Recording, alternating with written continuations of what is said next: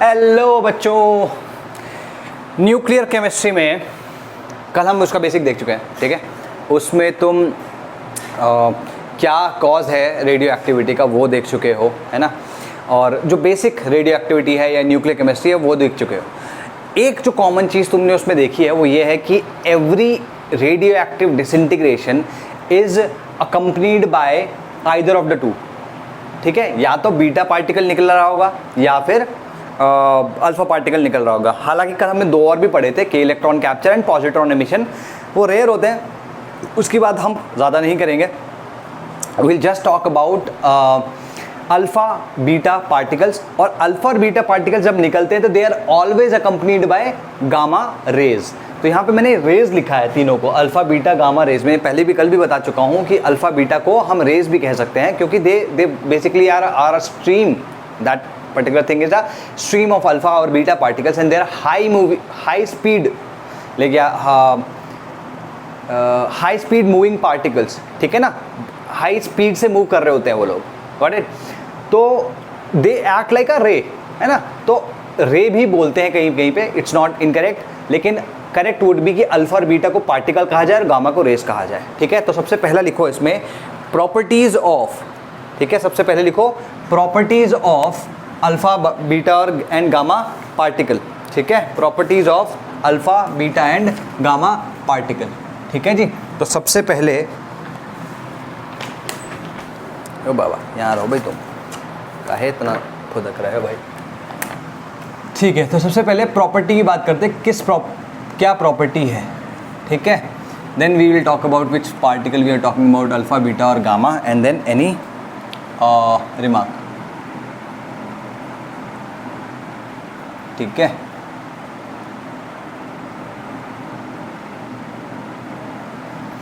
ठीक है जी। अब प्रॉपर्टी की अगर हम बात करें तो प्रॉपर्टी क्या क्या होगी। प्रॉपर्टी हो सकती है कि इसकी आइडेंटिटी क्या है, कि व्हाट इज इट, ठीक है। आइडेंटिटी क्या है, चार्ज क्या है, मास क्या है, ठीक है। मास चार्ज हो गया, स्पीड कैसी है, पेनिट्रेशन पावर कैसी है, ठीक है।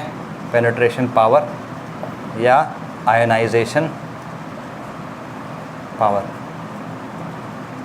ठीक है। तो बेसिकली ये 5-6 प्रॉपर्टीज़ है जिनके ऊपर हम इसको जज करेंगे, ठीक है, okay.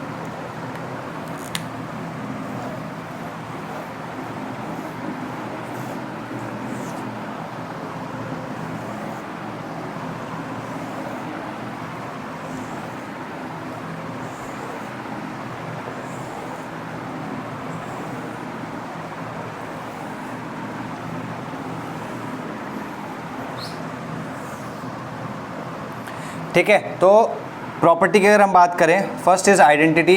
What is alpha particle, it is a high speed dipositive ion. अगर मैं लिखना चाहूँ तो मैं इसको He2+ कह सकता हूँ, या फिर मैं इसे लिख सकता हूँ 4He2, ठीक है। बीटा पार्टिकल क्या हो गया, इसको लिखने के तरीके क्या हैं, या तो हम लिखते हैं इसको बीटा 0-1 या 0E-1। तो ये इलेक्ट्रॉन है बेसिकली, बीटा पार्टिकल इलेक्ट्रॉन होता है तो उसका साइन सिंबल ही हो गया। ओए एक minute, alpha beta gamma particle, gamma क्या है, ये तो रेडिएशन है, दिस इज गामा रेडिएशन, ठीक है।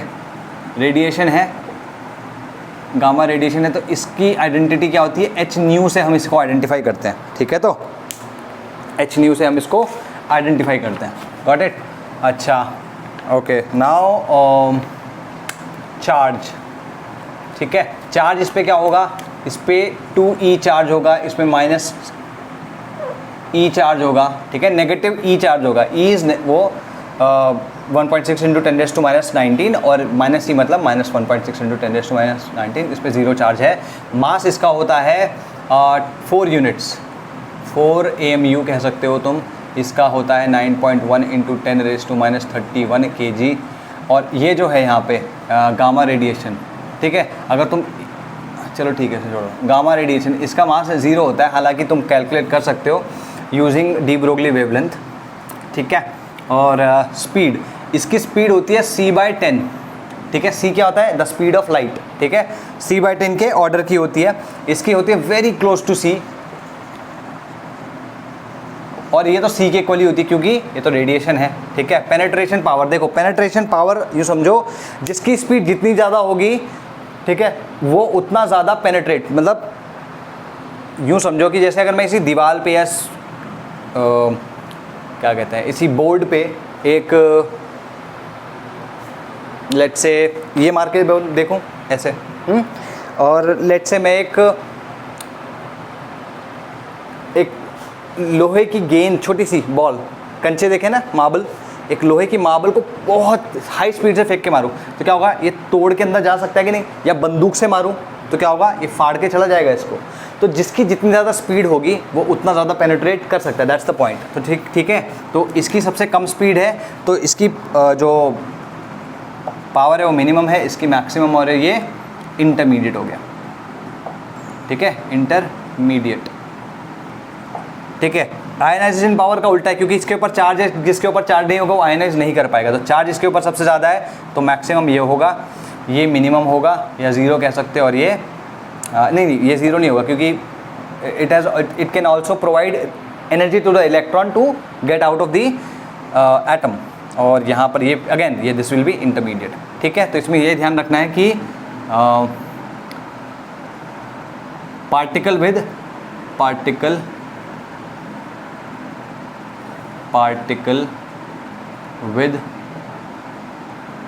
High velocity will have higher penetrating power, और यहाँ पे क्या होगा, पार्टिकल विद हाईएस्ट चार्ज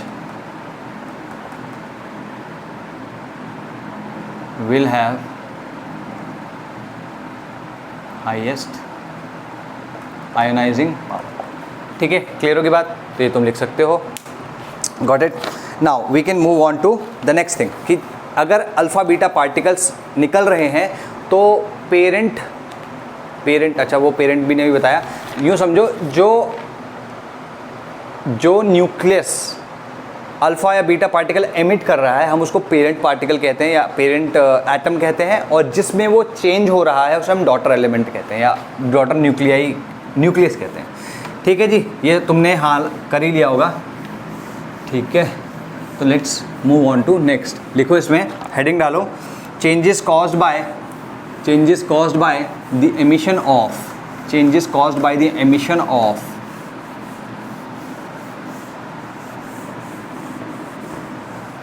ठीक है। लिखो इसमें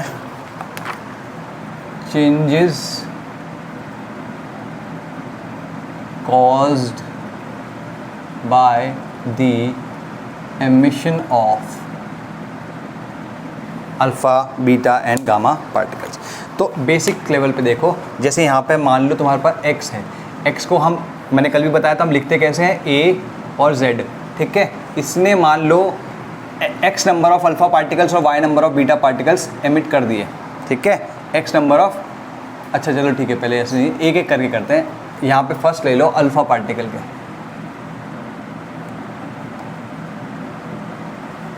ठीक है, अल्फ़ा पार्टिकल एमिट हो रहा है, मैंने यहाँ पे एक लिखा है अभी, ठीक है, ये ओके। तो अगर एक निकला तो ये y में कन्वर्ट हो चुका होगा और z कितने से कम हो चुका होगा, 2 से, क्योंकि z - 2 + 2 z के इक्वल होता है। हमने देखा है कि न्यूक्लियर रिएक्शंस में तुम्हारा एटॉमिक नंबर और मास नंबर दोनों के दोनों साइड पे इक्वल होने चाहिए, तो z - 2 + 2 z के इक्वल है, ठीक है। यहाँ पे क्या होना चाहिए फिर, ये a - 4 + 4 a के इक्वल है, ठीक है। क्लियर होगी बात। तो तुम देख रहे हो कि अगर ये पहली बात है कि ये पेरेंट एलिमेंट है या पेरेंट पार्टिकल है, सॉरी पेरेंट न्यूक्लियस कह लो उसको, PE या पेरेंट न्यूक्लियस, और ये डॉटर न्यूक्लियस है। क्लियर होगी बात, ठीक है जी। Parent nucleus and daughter nucleus, ठीक है। जो पेरेंट न्यूक्लियस है, डॉटर न्यूक्लियस में क्या क्या डिफरेंसेस दिख रहे हैं तुमको। पहली बात तो कि उसका एटॉमिक नंबर 2 से कम है, ठीक है, 2 से हट चुका है। तो अगर एटॉमिक नंबर 2 से कम हो गया है तो अगर तुम इसको ग्रुप में देखो, ठीक है,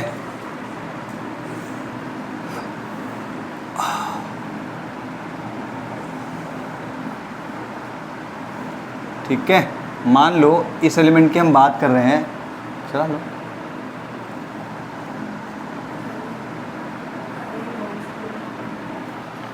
एक मिनट रुको। हेलो, हाँ जी।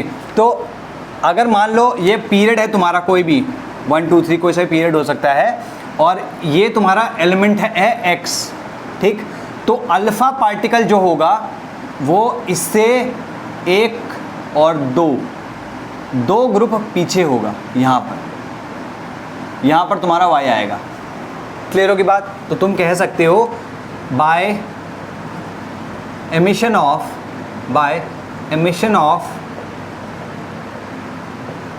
1 अल्फा पार्टिकल, ठीक है, by emission of 1 alpha particle, atomic number जो कि Z से रिप्रेजेंट किया जाता है रिड्यूसेस बाय 2 यूनिट्स, ठीक है। हम इसको ऐसे भी कह सकते हैं कि group shifts to the left by 2 places, ठीक है जी।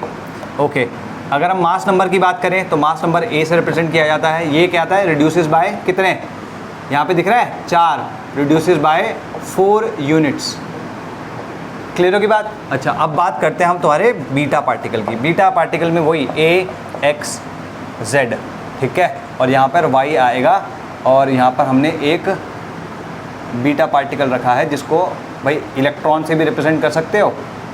अगर ये -1 है इसका मतलब ये 1 से बढ़ चुका होना चाहिए भाई। Z+1 -1 कितना आएगा? Z आएगा, और A+0 A ही होना चाहिए, क्योंकि A+0 = A है, Z+1 -1 = Z आएगा, ठीक। तो हम यहाँ पे कह सकते हैं कि इसके, अगर मैं इसको X नहीं, इसको मान लेते हैं P मान लेते हैं यार, P भी नहीं, XYZ W मान लेते हैं इसको, ठीक है। तो W भाई साहब होंगे यहाँ पर, ठीक है, ये W भाई साहब होंगे। तो अगर X यहाँ है तो इधर किधर जाए, कब जाएगा? जब अल्फ़ा पार्टिकल निकलेगा, ठीक है। इधर कब जाएगा? जब बीटा पार्टिकल निकलेगा। क्लियर होगी ये बात? ओके, इस वाले केस में अगर हम An की बात करें, एटॉमिक नंबर की, ठीक है, तो Z क्या करेगा? Z इंक्रीजेस बाय 1 यूनिट, ठीक है। और अगर तुम ग्रुप की बात करो तो group shift to the right, group shift to the right by 1 unit, या 1 प्लेस, नॉट यूनिट, 1 प्लेस, ठीक है। तो ओके, और अगर मैं मास नंबर की बात करूं, मास नंबर की बात करूं तो ये A जो है ये रिमेन्स अनचेंज्ड, ठीक है जी। ये बहुत इंपॉर्टेंट है कि बीटा पार्टिकल का ये अनचेंज रहता है। अगर ये और ये देखें तो अगर ध्यान से देखो इसको, तो ये दोनों के दोनों आइसोबार्स हैं, आइसोबार्स, ठीक है। अगर तुम्हें याद नहीं आइसोबार्स क्या है, अभी हम जाएंगे, इसको हटा दो यहाँ से, चाहो तो तुम लिख सकते हो, कोई प्रॉब्लम नहीं है, लेकिन जिनको नहीं पता उनके लिए अभी ये प्रॉब्लम है। अभी हम आइसोबार्स को भी डिस्कस करेंगे, ठीक है। Mn ये हो गया। अच्छा, Mn को हम A से रिप्रेजेंट करते हैं, मतलब A से दिखाते हैं, ठीक। और अगर मैं गामा रेज़ की बात करता हूँ तो गामा रेज़ में अगर मैं इनमें इसमें कुछ दिखाने की ज़रूरत नहीं, क्योंकि ना ही A चेंज होता है ना Z चेंज होता है, तो नो चेंज इन A और Z, ठीक है। तो ये तुम्हारे चेंजेस हो गए। 2 में चेंजेस आते हैं, और क्या चेंजेस आते हैं हमने लिख लिया, 1 में चेंज नहीं आता है, ठीक है। तो ओके, ठीक है जी। तो अब बात करते हैं नेक्स्ट, जो हमारा नेक्स्ट इन लाइन है, and it is an important thing, ठीक, that is the group displacement law. 2 law होते हैं इसमें, ठीक है। एक होता है ग्रुप डिस्प्लेसमेंट लॉ, और एक होता है रेट ऑफ, या जो रेडियो एक्टिव डिसइंटीग्रेशन लॉ होता है। 2 लॉ होते हैं, वैसे तो यूजुअली साथ में पढ़ सकते हैं, लेकिन एक लॉ पहले पढ़ लेते हैं क्योंकि वो अल्फ़ा बीटा से रिलेटेड है, और जो रेडियो एक्टिव डिके वाला लॉ है वो आगे काम आएगा, तो उसको आगे पढ़ लेंगे। तो लिखो यहाँ पे group displacement law, group displacement law, ठीक है। ये ग्रुप डिस्प्लेसमेंट लॉ कुछ नहीं है, जो मैंने यहाँ पे बताया वही है, ठीक। तो इसका हेडिंग डालो, ग्रुप डिस्प्लेसमेंट लॉ, ठीक है। अगर देखो इस ग्रुप डिस्प्लेसमेंट लॉ का फंडा क्या है, यहाँ पर एक अल्फा पार्टिकल है तो कितने से शिफ्ट हुआ, 2 प्लेस से। मान लो 2 अल्फा पार्टिकल निकल जाते तो क्या होता, 4 प्लेस से शिफ्ट हो जाता। 2 और निकल जाते तो 6 प्लेस से शिफ्ट हो जाता। हाँ है ना, कितना है ये क्लियर है ना भाई। एक से जब एक निकलने पे 2 प्लेसेस शिफ्ट हो रहे हैं तो 2 निकलने में 4 होते हैं, 3 निकलने में 6 हो जाते हैं। यहाँ पर एक बीटा पे 1 प्लेस, ठीक है, तो 2 बीटा पे कितने हो जाते हैं, 2 प्लेसेस। क्लियर हो रही है बात, है ना। तो यही ग्रुप डिस्प्लेसमेंट लॉ कहता है। लिखो इसमें ग्रुप डिस्प्लेसमेंट लॉ, लिखो ग्रुप डिस्प्लेसमेंट लॉ, इसमें लिखो if an alpha particle is emitted, the atomic weight is reduced by 4 units. And the atomic weight नहीं, मैं मास नंबर लिखो उसको, mass number is reduced by 4 units and atomic number is reduced by 2 units, and the group shifts 2 places to the left of the element, ठीक है। और इसी में second लिखो बीटा पार्टिकल के लिए, if a beta particle is emitted, it changes the atomic number by 1 unit, it increases the atomic number by 1 unit and does not change mass number. It increases the atomic number by 1 unit and does not change the mass number, ठीक है। and the new element is 1 place to the right of the element, मान लो कि ये x जो है वो 18th group में है, तो अगर 1 प्लेस राइट तो कुछ हुआ नहीं, तो क्या होगा, नेक्स्ट पीरियड में आ जाएगा। ये ध्यान रहेगा। एक आगे जाना है ना, मान लो रेडॉन की बात हो रही है, रेडॉन होता है 6th पीरियड में, एंड में जाके 86 होता है उसका। अगर तुम उसको उसके नेक्स्ट वाले में अगर वो बीटा एमिशन करता है तो नेक्स्ट वाले में तुम्हारा सीधे फ्रांसियम आ जाएगा। Got it. एनीवे वैसा ऐसा होगा नहीं, but just to give you an example. Got it, ठीक है। तो या दैट इज़ इट। तो यहाँ पे x जो है वो तुम्हारा पेरेंट एलिमेंट है, this is the parent nuclei, this is the daughter nuclei, this again the daughter nuclei. ये कौन सा डॉटर न्यूक्लियाई, बीटा वाला, ये कौन सा डॉटर न्यूक्लियाई, अल्फा वाला।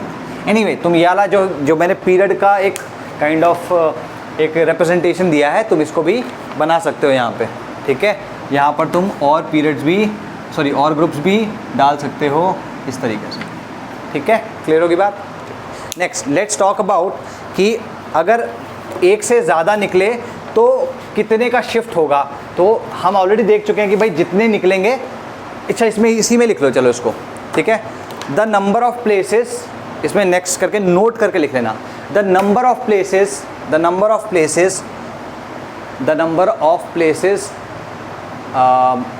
Number of groups, the new element shifts to, ठीक है, in case of alpha particle is equal to 2 into number of alpha particles, ठीक है। यहाँ पर अगर तुम देखो 2 अल्फा पार्टिकल है तो टोटल प्लेसेस कितने हुए, 4, 2 into number of alpha particles, ठीक है जी। अगर लेफ़्ट को जा रहा है तो, अगर राइट को जाएगा, राइट को कब जाएगा, बीटा पार्टिकल के केस में, ठीक है। राइट को कब जाएगा, बीटा पार्टिकल के केस में। तो इसमें कितना जाएगा राइट को, भाई दैट जो number of places it will move to the right, ठीक है। लिखो the number of places to the right that the daughter nuclei moves to is equal to the number of beta particles emitted,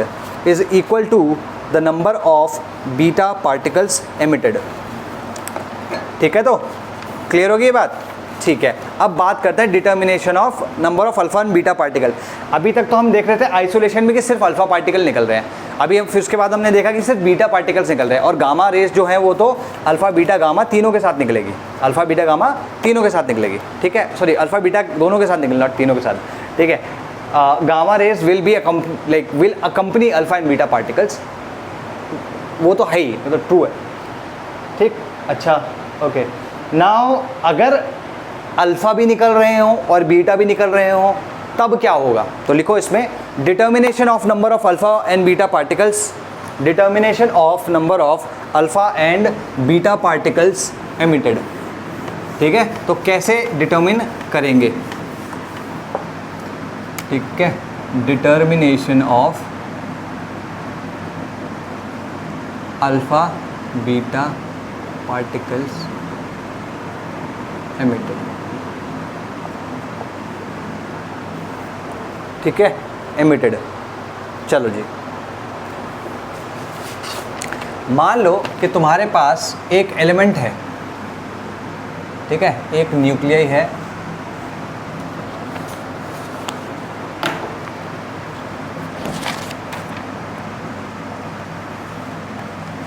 ठीक है। अब ये finally change हुआ है Y में आफ्टर एमिशन ऑफ एक्स या A alpha particles which is 4He2 और B beta particles which is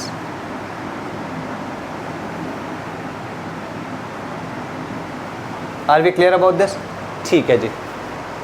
अब इसका मान लेते हैं ए डैश है और इसका मान लेते हैं जेड डैश है, हमें पता नहीं है ए डैश जेड डैश क्या है। तो अगर हमें ए और बी पता हो तो हम ए डैश जेड डैश निकाल लेंगे, या अगर हमें ए डैश जेड डैश पता हो तो हम ए और बी निकाल लेंगे। तो हमें इसमें इक्वेशन बनानी है। इक्वेशन कैसे बनेगी भाई? इक्वेशन देखो दोनों साइड में हमें जेड को भी बैलेंस करना है और ए को भी बैलेंस करना है, ठीक। तो फर्स्ट हम बात करते हैं जेड की, balancing Z on both sides, ठीक है। तो लेफ्ट हैंड साइड पे क्या है? सिर्फ जेड है, यहाँ पे क्या है? जेड डैश है, प्लस ये कितना है? 2 इंटू ए है ना, तो 2a। अच्छा, ये कितना हो गया? 1 b इंटू -1, तो -1 इंटू बी, ठीक है। तो अगर हम देखें तो ये क्या हो जाएगा? z equals to Z dash plus 2a minus b, ठीक है, ये होगी फर्स्ट। अच्छा, बैलेंसिंग a,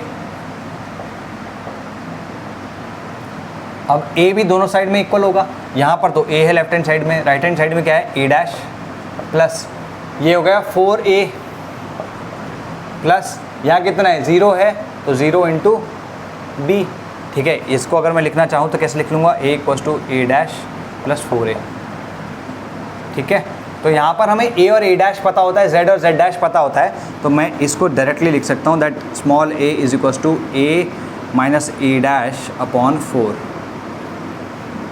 ठीक है जी। ये सबसे इम्पॉर्टेंट, इसको तुमको रेड उसमें चकोर डाल देना चाहिए,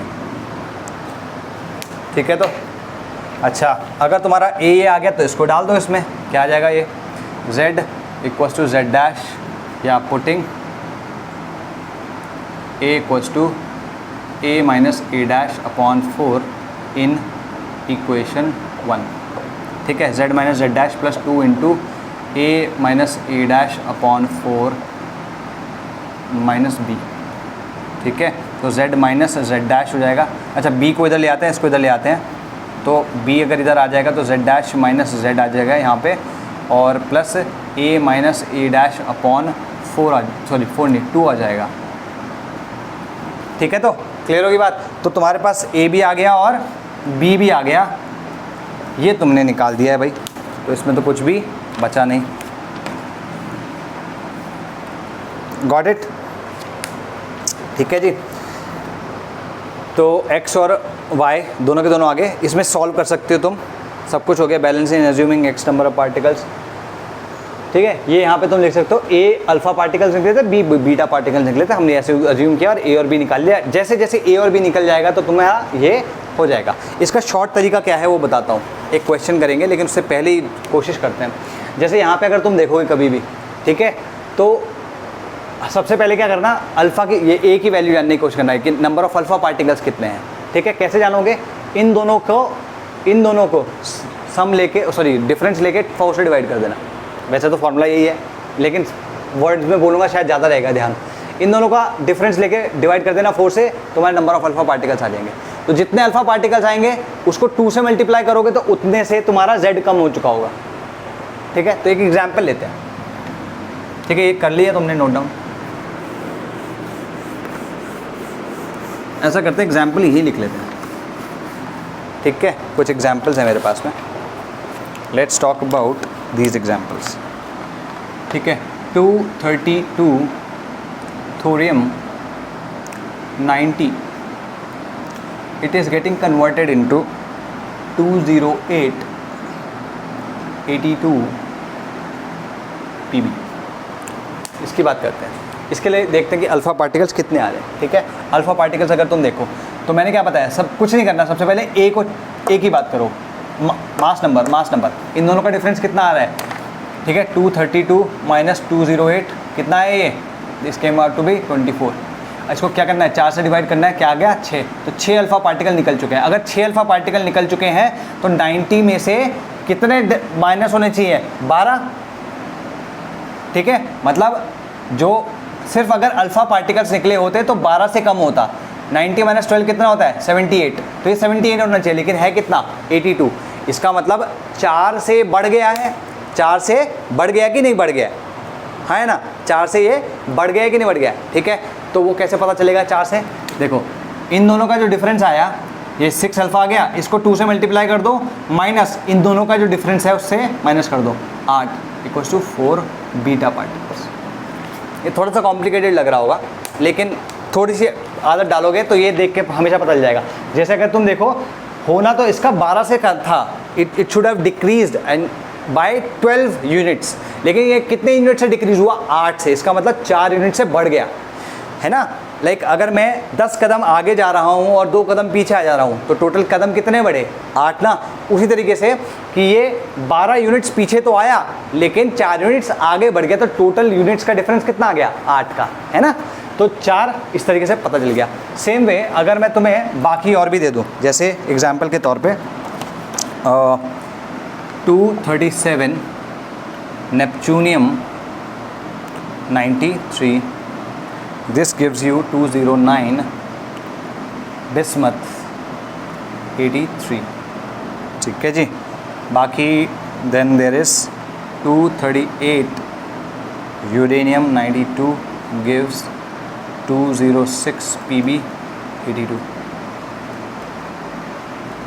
ठीक है। and then there is 235 uranium 92 207 pb 82, ठीक है जी। इसमें अगर तुम देखो, इसमें डिफरेंस कितना है, 37 माइनस 9 कितना हुआ, 28, 28।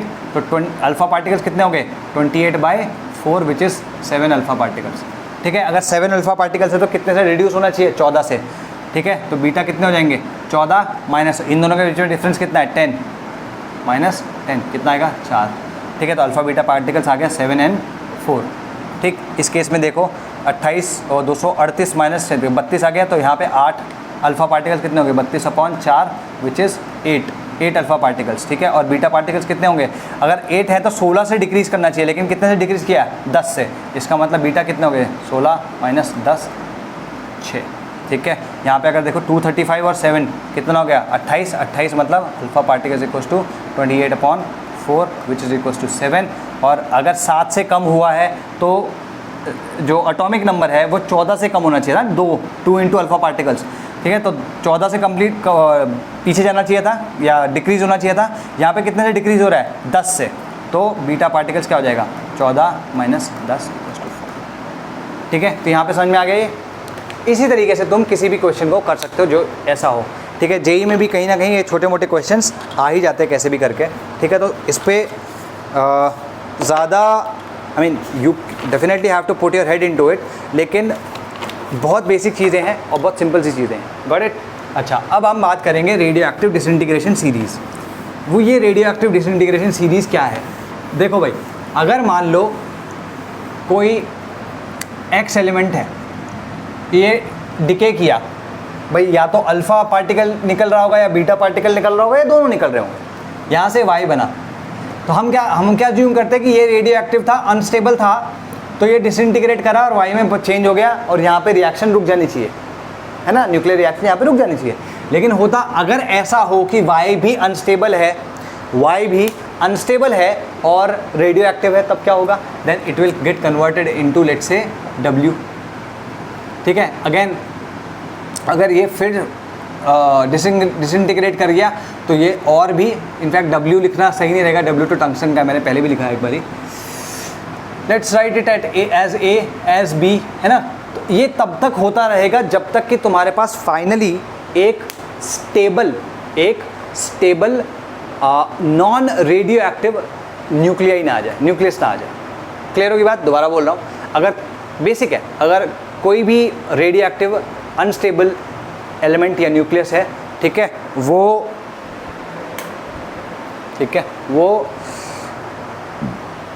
डिसइंटीग्रेट हो रहा है तो किसी डॉटर न्यूक्लियस में कन्वर्ट हो रहा होगा। अगर वो डॉटर न्यूक्लियस भी रेडियो एक्टिव है तो फिर वो एक नेक्स्ट उसमें कन्वर्ट हो रहा होगा। अगर वो भी रेडियो एक्टिव है तो वो नेक्स्ट में जा रहा होगा। तो ऐसे वो तब तक जाता रहेगा जब तक कि फाइनल एलिमेंट या फाइनल न्यूक्लियस जो है वो स्टेबल ना मिल जाए। जब स्टेबल मिल जाएगा, जब नॉन रेडियो एक्टिव मिल जाएगा, तो वहाँ पर तुम्हारी ये पूरी की पूरी रेडियो एक्टिव डिके है या डिसइंटीग्रेशन है वो रुक जाएगा, ठीक है। तो इसमें तुम देख रहे हो कि there is a series of elements which we get, ठीक है। तो इस सीरीज ऑफ एलिमेंट्स को हम कहते हैं radio active disintegration series. Radio active disintegration series,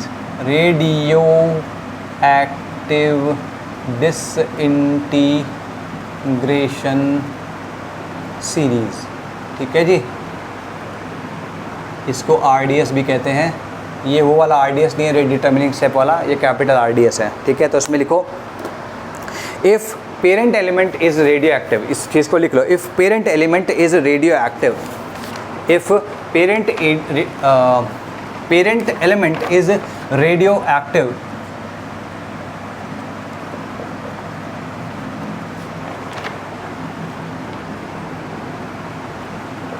if parent element is radioactive and unstable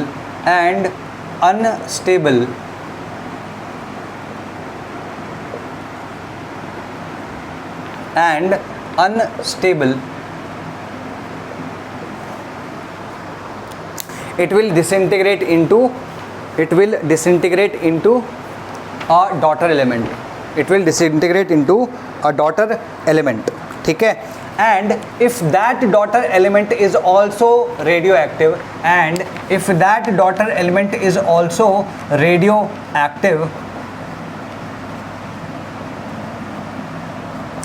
then it will again disintegrate into a new daughter element, this disintegration will continue until a stable non-radioactive element is formed.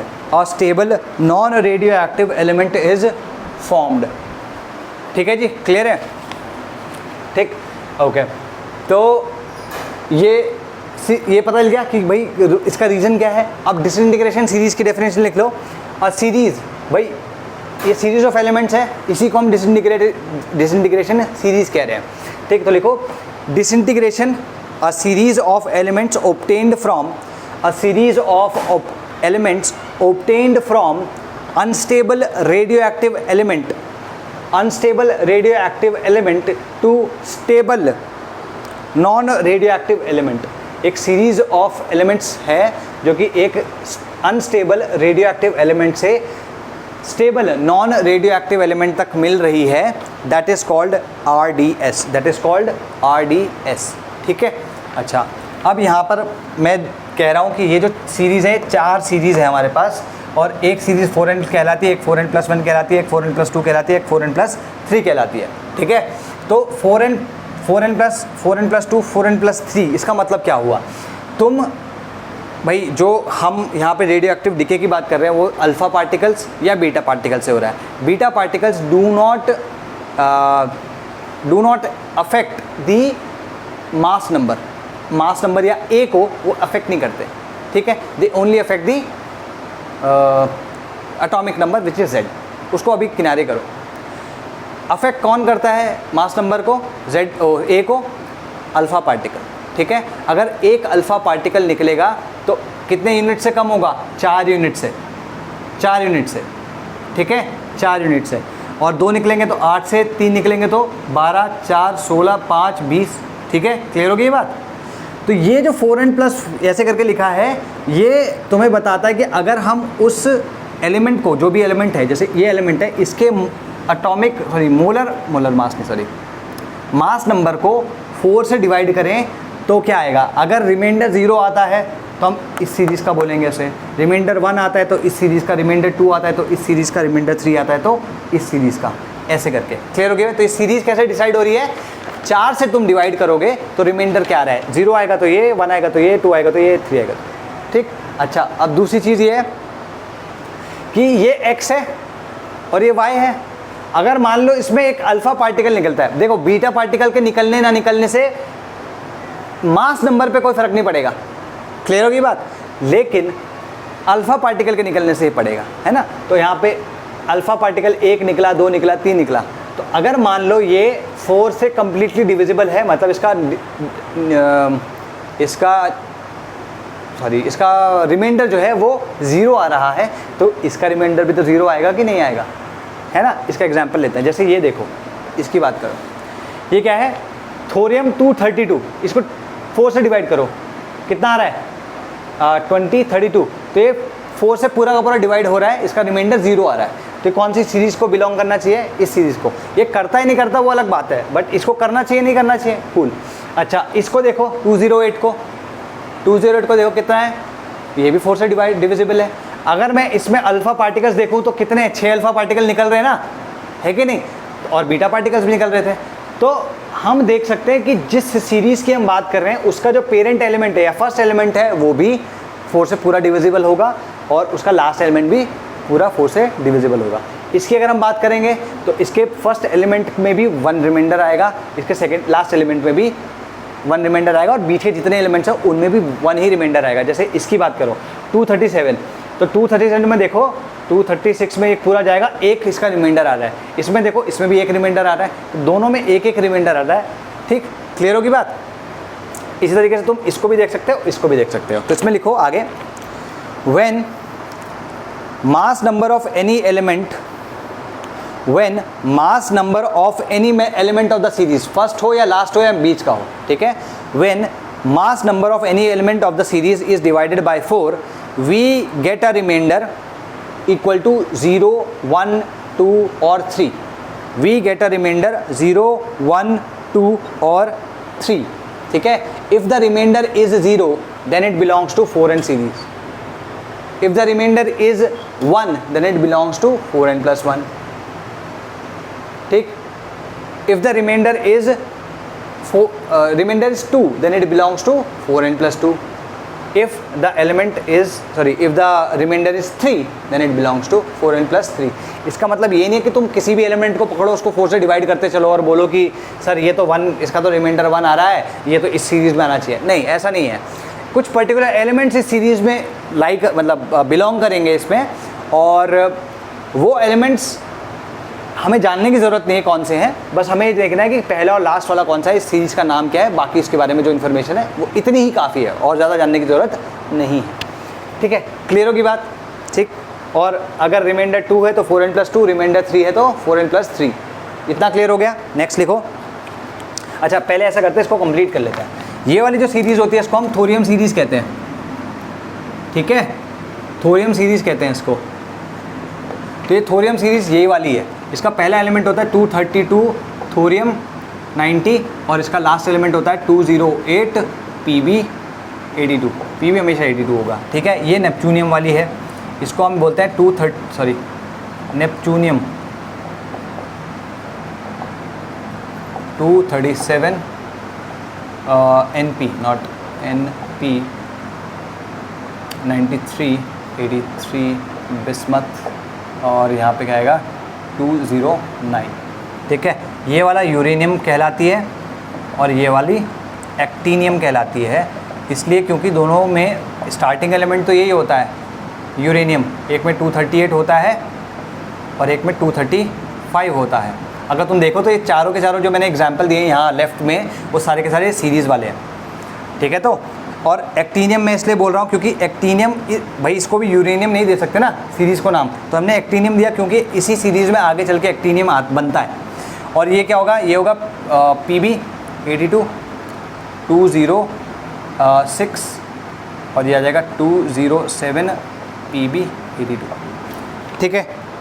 इसमें दो तीन चीज़ें ध्यान देने वाली है। पहली चीज़, तुम अगर ध्यान से देखो ये 93 है ना, और मैंने याद होगा तुम्हें कहा था कि 92 के बाद जितने एलिमेंट्स हैं सारे के सारे आर्टिफिशियली क्रिएटेड एलिमेंट्स हैं, तो ये आर्टिफिशियली क्रिएटेड एलिमेंट है, ठीक।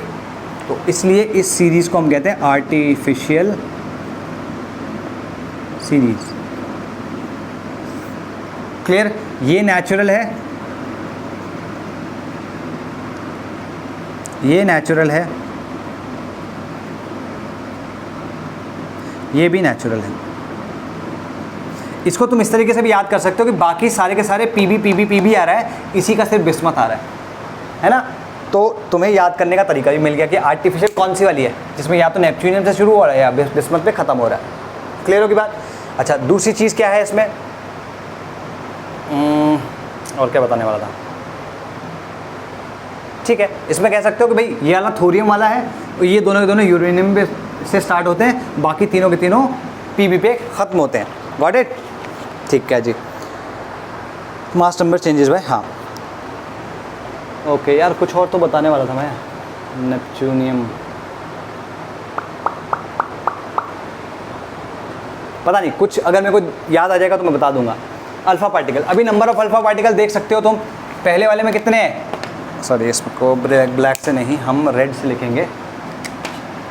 पहले वाले में 6 अल्फ़ा पार्टिकल है, दूसरे वाले में 7 अल्फ़ा पार्टिकल है, तीसरे वाले में 8 अल्फ़ा पार्टिकल है, चौथे वाले में फिर से 7 है। बीटा इसमें 4 थे, इसमें भी 4 है, इसमें 6 है, इसमें 4 है, ठीक है, क्लियर होगी बात। तो अगर हम देखें तो ये जो इसमें अगर देखो तो ये वाली सीरीज़ में मैक्सिमम अल्फ़ा पार्टिकल्स है ना, और मिनिमम अल्फ़ा पार्टिकल्स किस में, इसमें है अल्फ़ा पार्टिकल्स, गॉट इट। और बीटा पार्टिकल्स किस में मैक्सिमम है, इसमें, और बीटा पार्टिकल्स किस में मिनिमम है, इसमें भी और इसमें भी, ठीक है। इस तरीके की कुछ छोटी छोटी चीज़ें वो तुमसे पूछ सकता है, गॉट इट, ठीक है जी।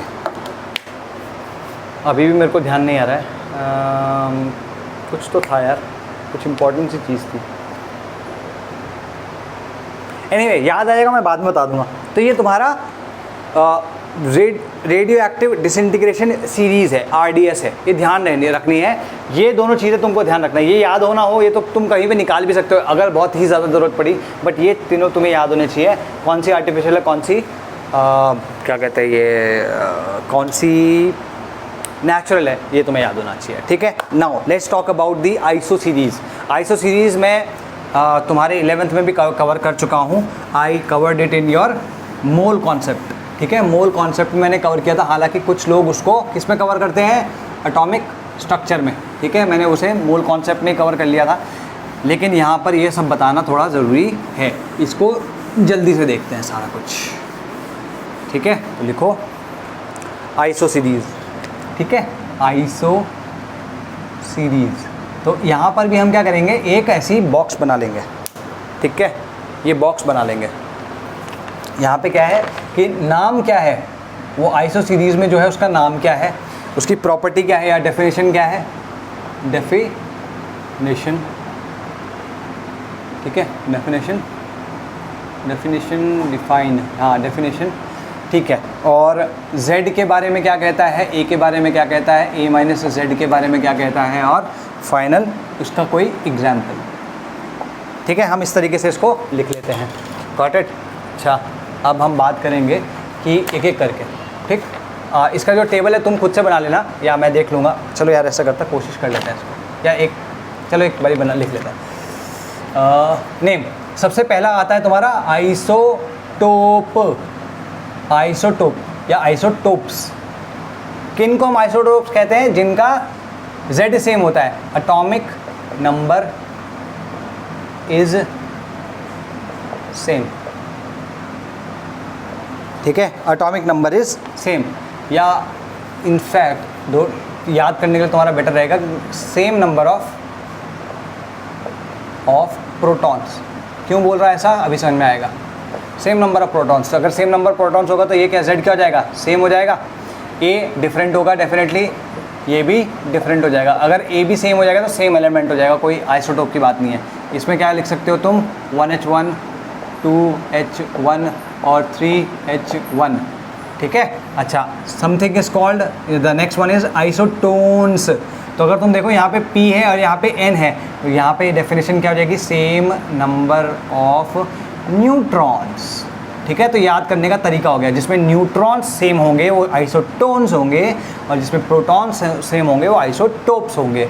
इसमें अगर तुम इसकी बात करोगे तो सेम नहीं होगा, ये डिफरेंट रहेगा, ठीक है। इसमें Z भी डिफरेंट रहता है, लेकिन तुम्हें याद होगा कि मैंने A माइनस Z का क्या बताया था? A minus Z means number of neutrons, number of neutrons. तो ये क्या हो जाएगा? सेम हो जाएगा, ठीक है। इसका एग्जाम्पल लिख लो, 19F9 एंड 18O8, ठीक है। तो ठीक है, नेक्स्ट वन इज आइसो बार, ठीक है। आइसो बार्स, इसमें क्या होता है? सेम A होता है, same mass number, same mass number है। तो ये क्या हो जाएगा? ये डिफरेंट हो जाएगा, ये भी डिफरेंट हो जाएगा, और ये सेम हो जाएगा, ठीक है। इसमें एग्जाम्पल की लिखना चाहें तो हम लिख सकते हैं 40 आर्गन 18 और कैल्शियम 40, कैल्शियम 20, ठीक है। तो okay, now there is something called isoelectronic. हम ये भी देख चुके हैं, आइसो इलेक्ट्रॉनिक ये कौन सी स्पीशीज़ होती है? सेम नंबर ऑफ इलेक्ट्रॉन्स, ठीक है। इलेक्ट्रॉन सेम होता है, इसमें इनका कुछ लेना देना नहीं है, ठीक है। इसके एग्जाम्पल अगर हम देखें तो तुम्हारा हो सकता है N3 minus O2 minus F minus neon Na plus Mg2 plus और Al3 प्लस। अगर तुम देखो इन सब में 10 इलेक्ट्रॉन्स हैं, सब के सब में, एक्सक्यूज मी, ठीक है जी। ये सारे के सारे हो गए जी, ओके। नाउ आइसोस्ट्रक्चरल की बात करते हैं। आइसोस्ट्रक्चरल कौन से हुए? जिनका स्ट्रक्चर सेम होगा, ठीक है। तो लिखो इसमें सेम स्ट्रक्चर, ये इन तीनों का कुछ नहीं है इसमें, ठीक है। हम यहाँ पे लिख सकते हैं CO2 और C2H2, ठीक है। Now next one is आइसोडायफर्स। ये इंपॉर्टेंट होते हैं, पूछे जा सकते हैं आइसोडायफर्स, ठीक है। आइसोडायफर्स में क्या होता है? Same difference of protons and neutrons, ठीक है। सेम नंबर ऑफ जो प्रोटॉन्स और न्यूट्रॉन्स का डिफरेंस होता है वो दोनों में सेम होगा, ये इसका कुछ नहीं होगा। लेकिन यहाँ पे ध्यान रखना, A देखो न्यूट्रॉन्स क्या कितने होते हैं? A माइनस Z होते हैं, और प्रोटॉन्स कितने होते हैं? Z, ठीक है। तो इन दोनों को माइनस करोगे तो क्या आएगा? A माइनस 2Z,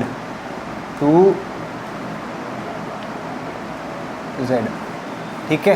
तो इसमें A माइनस 2Z जो वैल्यू होती है दोनों में सेम होती है, ठीक है। एग्जाम्पल के तौर पे देखो, A माइनस 2Z इज, एक सेकेंड, आइसोडायफर्स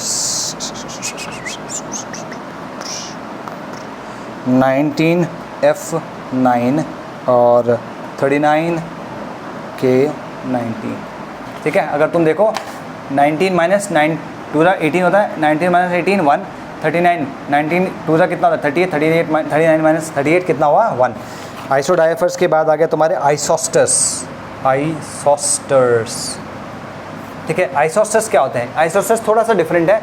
इसमें क्या हो गया तुम्हारे की जो नंबर ऑफ इलेक्ट्रॉन्स होते हैं, टोटल नंबर ऑफ इलेक्ट्रॉन्स, वो पूरे के पूरे मॉलिक्यूल में, दोनों मॉलिक्यूल्स में सेम होते हैं। तो ठीक है, इसमें लिखो same number of electrons and atoms, same number of electrons and atoms. ठीक है जी, इन तीनों का यहाँ पे कोई लेना देना नहीं है। यहाँ पे अगर हम एग्जांपल लें N2O एंड CO2, ठीक है, N2O एंड CO2, तो N2O और CO2 में देखो तीन तीन एटम्स हैं, दिख रहे हैं। अच्छा, N में कितने एलिमेंट्स, सॉरी N में कितने इलेक्ट्रॉन्स होते हैं? N का होता है एटॉमिक नंबर 7, इसका मतलब इलेक्ट्रॉन्स भी 7 होंगे। 2 N है तो कितने होंगे? 14, और O का होता है 8, तो 14 और 8 कितना हो गया? 22। तो नंबर ऑफ इलेक्ट्रॉन्स कितने होंगे? नंबर ऑफ इलेक्ट्रॉन्स कितने हो गए? इसमें 22 हो गए।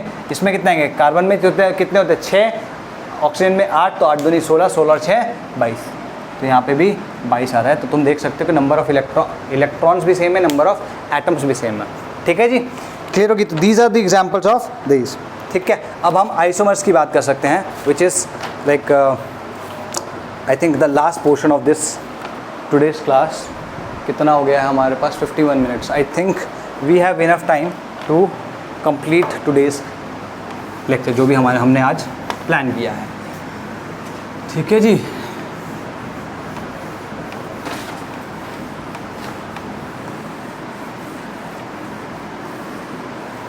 यस। अब आइसोमर्स की अगर हम बात करें, आइसोमर्स जो तुमने बेसिकली तुम्हारे ऑर्गेनिक में देखे हैं, थोड़ा बहुत भी अगर तुम्हें यहाँ पता है इसके बारे में, तो आइसोमर्स जो होते हैं, ठीक है, आइसोमर्स तुम्हारे होते हैं जिनका सेम मॉलिक्यूलर फॉर्मूला हो, डिफरेंट स्ट्रक्चर हो, या सेम मॉलिक्यूलर फॉर्मूला हो, डिफरेंट स्ट्रक्चर हो, और कुछ प्रॉपर्टीज़ जो हो वो डिफरेंट हो। तो एक और चीज़ लिख लो, आइसोमर्स। ठीक है, आइसोमर्स के बारे में लिखो, molecules whose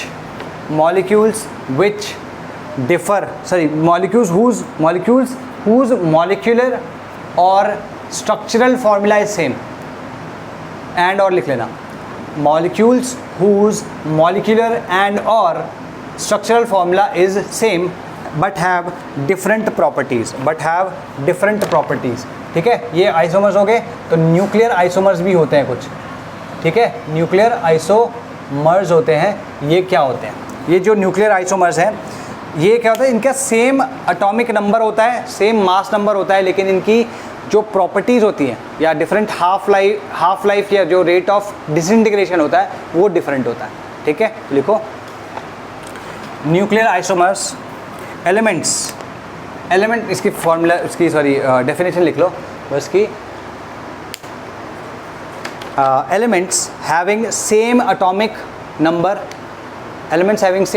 number or mass number but different decay constant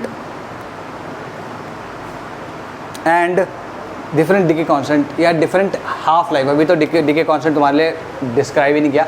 वैसे जो यहाँ पे डिके कांस्टेंट होता है वहाँ पे रेट कांस्टेंट होता है। तो रेट कांस्टेंट का जो सेम चीज़ है, काइंड ऑफ इक्विवेलेंट जो है वो डिके कांस्टेंट है यहाँ पे। तो same half life different half life लिख लो और डिफरेंट डिसइंटीग्रेशन रेट। ठीक है, तो लिख लो but have different half life and disintegration rate या रेट ऑफ डिसइंटीग्रेशन। ठीक, अब बस ये देखते हैं। ठीक है, तो आइसो सीरीज़ यहाँ पे तुम्हारी कंप्लीट होती है। अब हम बात कर सकते हैं formation of isotopes, isobars and isodiaphers. ठीक है जी, isotopes, isobars and isodiaphers by emission of alpha and beta particles. तो सबसे पहले हम जो इसमें देखेंगे, first one will be isobars. ठीक है, आइसोबार्स का मतलब क्या है? A is same. ठीक है, A is same, got it. अब इसका एग्जाम्पल लेते हैं हम। Let's take an example of this. अगर मैं बात कर रहा हूँ एक्स, ठीक है, इसका क्या होता है? ए और जेड। अब हमारे पास क्या आएगा? ए सेम रहेगा, ये वाई आ गया और ये जेड डैश हो चुका है। अब यहाँ पे क्या निकलेगा? हमें ये देखना है। ठीक है, तो तुम्हें याद होगा हालांकि और चीज़ें और तरीके भी हो सकते हैं इसको प्रोड्यूस करने के, लेकिन जो सिंपलेस्ट तरीका वो क्या है, तुमने अल्फा पार्टिकल देखा, अल्फा पार्टिकल दोनों को अफेक्ट करता है, बीटा पार्टिकल किसको अफेक्ट करता है, सिर्फ और सिर्फ इसको अफेक्ट नहीं करता। तो अगर मैं सिर्फ एक या एक से ज़्यादा बीटा पार्टिकल्स निकाल लूँ तो ये अफेक्ट नहीं होगा, ये अफेक्ट होगा। तो एक बहुत ही सिंपलेस्ट केस ले लेते हैं, लेट्स से कि हमने इसमें से एक बीटा पार्टिकल निकाल दिया, तो ये z डैश क्या हो जाएगा, यहाँ पे z+1 हो जाएगा। तो तुम देख सकते हो कि इसका a सेम है, that means these are isobars, हाँ है ना, सिंपल है, ठीक है। तो लिखो parent nucleus and daughter nucleus Pn and Dn, P for peda, P for Punjab and D for Delhi, Pn and Dn are isobars of each other, Pn and Dn are isobars of each other if Pn emits only beta particles। Clear आ गया, ठीक है। अच्छा, अब iso डायाफर्स की बात कर लेते हैं। सेकंड आइसो डायाफर्स, ठीक है जी। आइसो डायाफर्स में क्या है, a-2z इज सेम ना, a-2z इज सेम। यहाँ पे क्या है, इन दोनों का डिफरेंस जो होना चाहिए वो सेम होना चाहिए। लेट्स से a मतलब सॉरी a और z का डिफरेंस नहीं, number of neutrons and number of protons का जो डिफरेंस है वो, ठीक है। और मान लो ये डिसइंटीग्रेट होता है y में, तो अगर z को मैं किसी नंबर से कम करूं, उतने ही नंबर से न्यूट्रॉन भी कम हो जाए, ठीक है। तो a जस्ट डबल से, मतलब अगर मैं इसको कहता हूं कि ये z माइनस अल्फ़ा है, अल्फ़ा नहीं मतलब z माइनस a है, तो यहाँ पर क्या हो जाएगा, a-2a हो जाएगा। क्लियर होगी बात, जितने से ये कम होगा उसके एग्जैक्टली डबल से ये कम होगा। तो ये हम कहाँ पे देखते हैं, अगर एग्जाम्पल के तौर पे मैं लिखूँ a(z = 2) तो a-4 ये कहाँ पे आता है, जब हम कोई अल्फ़ा पार्टिकल निकालते हैं, ठीक है, जब हम कोई अल्फ़ा पार्टिकल निकालते हैं। यहाँ पे ध्यान रखना, number of beta particles can be anything, ये लिख लेते हैं।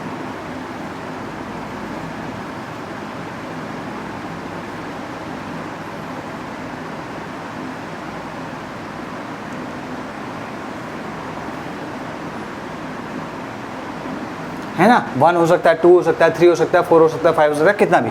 यहाँ पे भी ऐसे ही है। यहाँ पे अगर तुम ध्यान से देखो तो यहाँ पर ये इसके प्रोटॉन्स कितने हैं, z, इसके न्यूट्रॉन्स कितने हैं, a-z। अच्छा, इसके प्रोटॉन्स कितने हैं भाई, z-2। तो हमें प्रोटॉन्स इक्वल नहीं करने, लेकिन हमें और न्यूट्रॉन्स भी हमें इक्वल नहीं करने। क्या है, a-4 माइनस z+2, ये कितना आएगा, a-z-2 आ जाएगा, ये n=2। तो n-p करो यहाँ पे n-p क्या आएगा, a-2z आ रहा है। यहाँ पे करके देखो, ये माइनस ये p, n-p, तो n-p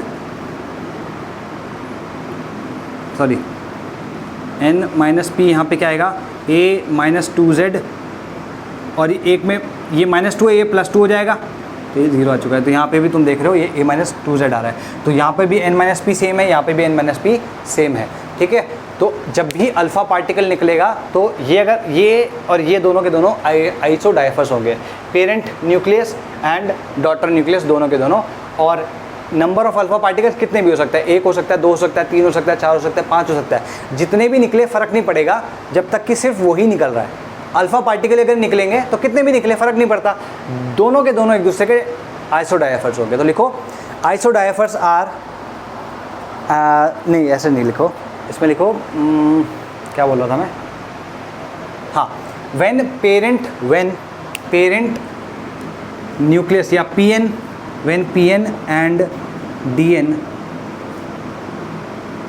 नहीं Pn एंड Dn, व्हेन मत लिखना, Pn and Dn are isodiaphers of each other, isodiaphers of each other if parent nucleus emits only alpha particles, only alpha particles, ठीक है, आइसोडाया, ठीक है। लास्ट वन इज आइसोटोप्स, ठीक है। Isotope कैसे निकलेंगे भाई, ठीक है। आइसोटोप का यहाँ पे देखते हैं, कोशिश करते हैं इधर। आज हमसे पहली मुलाकात होगी, ठीक है जी। आइसोटोप्स का फंडा क्या है, यहाँ पे z को सेम होना मांगता है, ठीक है। तो मान लो मैं ऐसे लिख रहा हूँ, x a है और ये z है।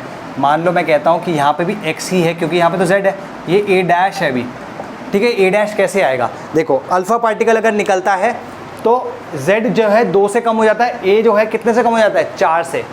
अगर मैं 2 बीटा पार्टिकल्स भी निकाल दूँ, अगर मैं 2 बीटा पार्टिकल्स भी निकाल दूँ तो फिर से z आ जाएगा। कैसे, देखो मान लो ऐसे लिखते हैं इसको, a x z, ये आएगा y माइनस अल्फ़ा पार्टिकल, एक alpha particle minus 1 alpha particle, तो कितना आ जाएगा, a माइनस 4, a माइनस 4 और ये आएगा z माइनस 2। अच्छा, एक बीटा पार्टिकल निकाल दो इसमें से, 1 बीटा पार्टिकल, तो कितना आ जाएगा, a माइनस 4, इस पर तो कोई फ़र्क नहीं पड़ेगा, ये y की जगह क्या आ जाएगा, लेट्स से a b भी नहीं लिख सकते यार, c भी नहीं लिख सकते, d मान लो अभी के लिए, a माइनस 4, d भी नहीं लिख सकते यार, e लिख लेते हैं, चलो a माइनस 4 और यहाँ पे क्या आ जाएगा, z 1 से बढ़ चुका होगा तो z माइनस 1 आ जाएगा। अच्छा, अगर मैं इसको, चलो इसको e मान लेते हैं और इसको g मान लेते हैं, ठीक है। अगर मैं फिर से इसमें से एक बीटा पार्टिकल निकाल दूं तो यहाँ पे क्या होगा, z फिर से 1 से बढ़ जाएगा तो क्या आ जाएगा, x a माइनस 4 और z, ठीक है। तो ये क्लियर हुआ। अगर मैं एक अल्फ़ा पार्टिकल निकालता हूँ और उसके साथ में 2 बीटा पार्टिकल साथ में निकाल देता हूँ तो जो डॉटर एलिमेंट आएगा या डॉटर न्यूक्लियस आएगा वो पहले वाले का आइसोटोप होगा, ठीक है। तो इसमें लिख दो, इसमें लिख दो कि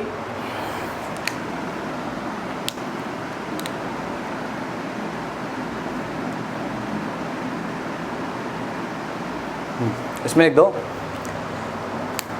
parent nucleus Pn and Dn लिखो यार, Pn and Dn are isotopes of each other, Pn and Dn are isotopes of each other if Pn and Dn are isotopes of each other if Pn emits twice the number, Pn emits twice the number of beta particles as the number of alpha particles. Pn emits twice the number of beta particles as the number of alpha particles. 103, ठीक है। तो इसको बस यहाँ पे complete कर लेते हैं एक क्वेश्चन के साथ में। तो अगर मैं इसको समराइज़ करना चाहूँ तो मैं इसको समराइज़ कैसे कर सकता हूँ भाई, देखो भाई, ये तुम्हारा x हो गया, ये तुम्हारा पेरेंट न्यूक्लियस हो गया,